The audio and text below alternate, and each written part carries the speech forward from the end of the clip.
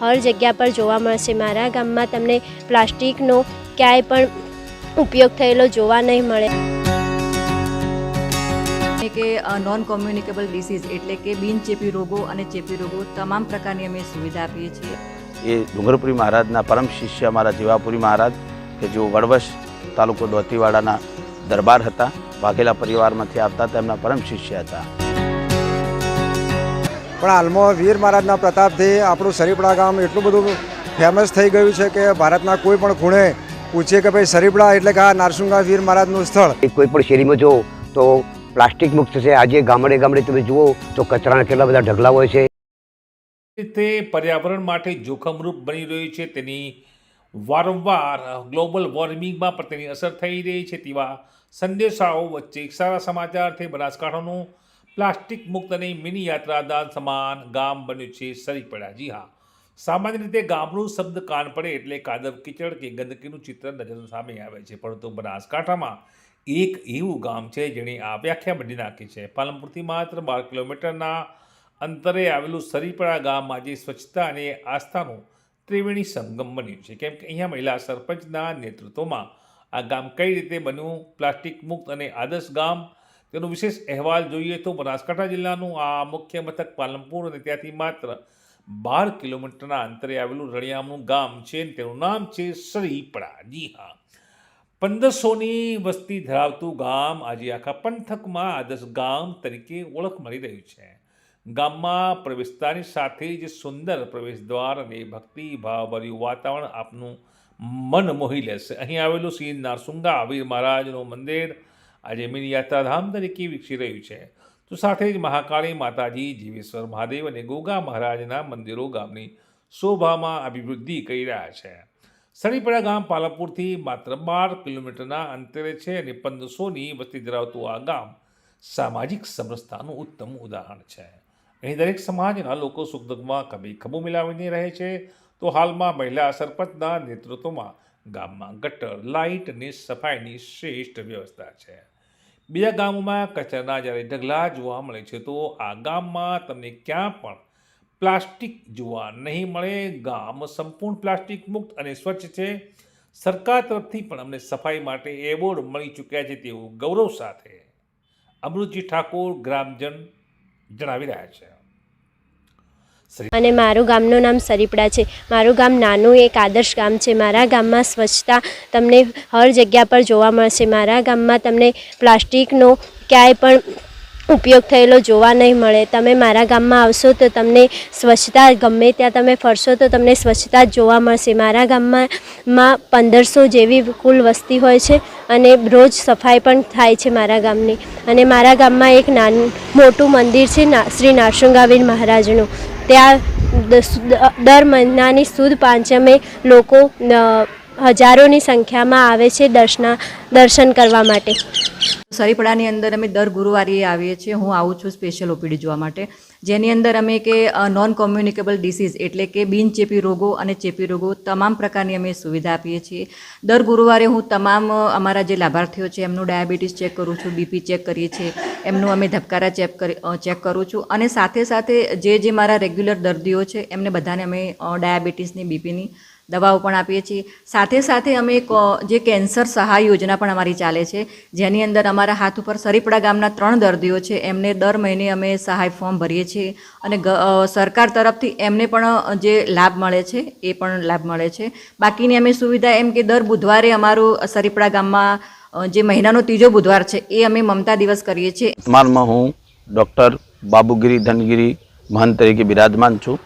આનો ઇતિહાસ એવો છે કે જે રાજસ્થાનમાં ચોટણ જિલ્લો બાડમેર મુકામે જે ડુંગરપુરી મહારાજની મઠ આવેલ છે, એ ડુંગરપુરી મહારાજના પરમ શિષ્ય અમારા જીવાપુરી મહારાજ કે જેઓ વડવશ તાલુકો દોતીવાડાના દરબાર હતા, વાઘેલા પરિવારમાંથી આવતા તેમના પરમ શિષ્ય હતા। એમને અહીંયા આજથી 100 વર્ષ પહેલાં એટલે આશરે 150 વર્ષ પહેલાં અહીંયા જીવત સમાધિ લીધેલી અને બહુ તપસ્યાભર્યું જીવન એવું જીવેલા। તેમના બાદ ગજુપુરી મહારાજ, ગજુપુરીના શિષ્ય તરીકે ફૂલપુરી મહારાજ, ફૂલપુરીના મહારાજના શિષ્ય તરીકે વાલપુરી, વાલપુરી મહારાજના શિષ્ય તરીકે કૈલાશપુરી, અને કૈલાશપુરી એમની જીવન 1991 દરમિયાન એમના જીવનકાળ દરમિયાન મને ઉત્તરાધિકારી તરીકે નિમેલો। સરીપડા ગામની સૌથી મોટી વિશેષતા એ છે કે તેની સ્વચ્છતા ઉડીને આંખે વળગે તેવી હોય છે. ગામમાં આ મહિલા સરપંચના આવ્યા બાદ આ ગામની કાયાપલટ થઈ છે. ગામની દરેક શેરીઓ ચોખ્ખી જળાઈ રહી છે, તો પ્લાસ્ટિક મુક્ત અભિયાનને અહીં કડક રીતે અમલમાં મૂકવામાં આવ્યું છે. ગામમાં પ્રાથમિક શાળા, આંગણવાડી, પાણીના ટાંકા જેવી તમામ ભૌતિક સુવિધાઓ અહીંયા ઉપલબ્ધ છે. તો વળી યુવા પેઢી પણ આ સ્વચ્છતા અભિયાનમાં હોંશે હોંશે જોડાય છે અને અમારા ગામમાં પ્લાસ્ટિક નાખશો નહીં, કચરો કરશો નહીં, કેમ કે ગામ પ્લાસ્ટિક મુક્ત છે તે પ્રકારનું અભિયાન અને સંદેશો અહીંયા ગામના યુવાનો પણ વહેતો કરે છે. શું કહી રહ્યા છે? સરીપડા પાલનપુર તાલુકાનું સરીપડા ગામ પાલનપુરથી 12 કિલોમીટરના અંતરે આવેલું છે. પહેલાં સરીપડા ગામ કયું આવ્યું છે તે લોકોને કોઈને ખબર જ નથી, પણ હાલમાં વીર મહારાજના પ્રતાપથી આપણું સરીપડા ગામ એટલું બધું ફેમસ થઈ ગયું છે કે ભારતના કોઈ પણ ખૂણે પૂછીએ કે ભાઈ સરીપડા એટલે કે આ નારસુંગા વીર મહારાજનું સ્થળ, એટલે યાત્રાધામ તરીકે અહીંયા મંદિર ટ્રસ્ટ તરફથી ફૂલ એમ કે સગવડ છે જ. અહીંયા દર સુદ પાંચમના દિવસે મોટા પ્રમાણમાં લોકો દર્શનાર્થે આવે છે અને અહીંયા ચા તથા ફરાળી ચેવડો લોકોને ફ્રીમાં આપવામાં આવે છે, તથા બપોરના ટાઈમે ભોજનની પણ વ્યવસ્થા હોય છે. તે 30 રૂપિયાથી લોકોને 30 રૂપિયા ટોકનથી પૂરી દાળ ભાત શાક અને કોઈ પણ મિષ્ટાન હોય છે તે જમાડવામાં આવે છે. પાલનપુર તાલુકાના સરીપડા ગામ પાલનપુરથી 12 કિલોમીટર દૂર આવેલું છે. ગામની અંદર આશરે 1500ની વસ્તી ધરાવતું ગામ છે. નાનકડું ગામ છે, પણ ગામના લોકો સામાજિક સમરસતામાં સાથે શુભ પ્રસંગો હોય તો પણ સાથે હળીમળીને રહે છે. ગામની અંદર હાલ વર્તમાન મહિલા સરપંચ શ્રીમતી રૂખીબેન અમૃતગીરી ગૌસ્વામી છે, જેમને પંચાયતના સેવા કાર્યમાં સતત તત્પર છે.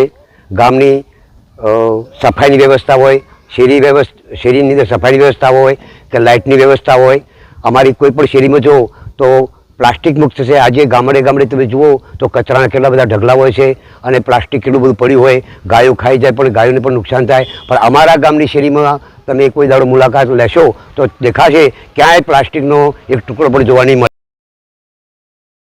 અભિયાન વિશે આવો જોઈએ તો પહેલાં જે ગામને કોઈ ઓળખતું ન હતું તે આજે નરસંગા વીર મહારાજના મંદિરના કારણે ભારતના ખૂણે ખૂણે પ્રખ્યાત બન્યું છે. મંદિર ટ્રસ્ટ દ્વારા યાત્રાળુઓ માટે ચા નાસ્તો અને માત્ર 30 રૂપિયાના ટોકન દર માથા ભરપેટ ભોજનની વ્યવસ્થા કરવામાં આવે છે.